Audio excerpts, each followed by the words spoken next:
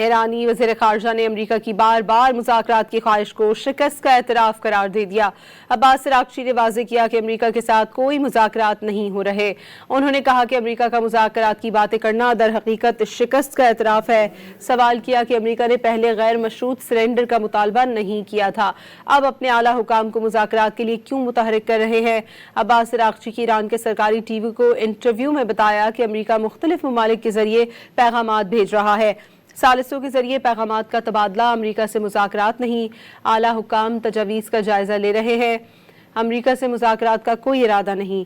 عباس اراغچی نے واضح کیا کہ جنگ کے مستقل خاتمے اور نقصانات کا ازالہ چاہتے ہیں۔ خطے میں اڈوں کے باوجود امریکہ علاقائی ممالک کا تحفظ کرنے میں ناکام رہا ہے۔ مذاکره هم تا الان انجام نشد. من با ضرس قاطع عرض میکنم هیچ مذاکره و گفتگویی با طرف آمریکایی نبود. البته چند روز هست که طرف آمریکایی شروع کرده به ارسال پیام‌های مختلف از طریق واسطه‌های مختلف. این که پیام‌هایی از طریق کشورهای دوست ما داده بشه و ما هم در جواب مواضع خودمون رو اعلام بکنیم یا هشدارهای لازم رو بدیم، این نه اسمش مذاکره است، نه اسمش گفتگو، نه هیچ. تبادل پیام هست به واسطه دوستانم. ایده هایی هم مطرح کردن. حالا بعد دیدم که در یک دو جا اسمشو گذاشتن مثلا 15 ماده‌ای و از این حرفا، اینها رو در قالب ایده های مختلفی رو مطرح می‌کردن که همه اینها به مقامات عالی کشور منتقل شده.